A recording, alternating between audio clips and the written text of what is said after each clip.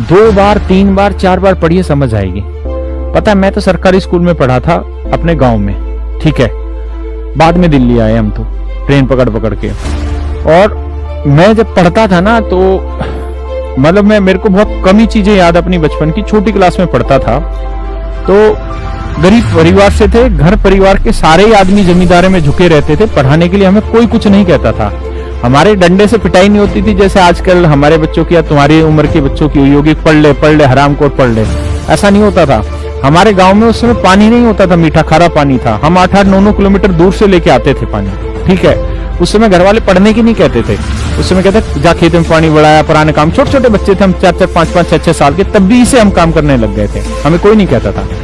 मेरी एक ताई थी, वो घर में रहती थी, तो उसको मैं याद करके सवाल सुनाया करता था। तो मैं क्वेश्चन भी याद किया करता था और सॉल्यूशन, क्योंकि वो भी पढ़ी लिखी नहीं थी।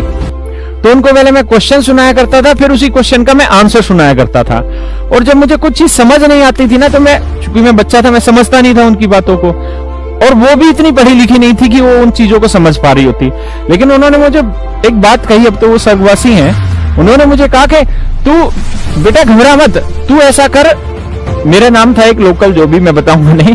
उन्होंने कहा तू घबरा मत, तू यूं कर, सवाल को 2-3 बार पढ़ते रहे, अपने आप समझ में आ जाएगा। भैया बहुत छोटी उम्र की बात है, जब मैं होगा 7-8 साल का हूँ तब की बातें हैं। और उनको ना क्वेश्चन क्यों पता था, ना उनको आंसर का पता था। मैं खुद ही क्वेश्चन सुनाता था, फिर उसी का खुद ही सोल्यूशन सुनाता था। और तब उन्होंने मुझे ये बात कही कि क्वेश्चन को 2 बार 3 बार 4 बार पढ़, अपने आप उत्तर बता देगा। जो अनपढ़ थी उन्होंने मुझे ये बात बताई, और मैंने जीवन में हर जगह ये चीज फॉलो की है।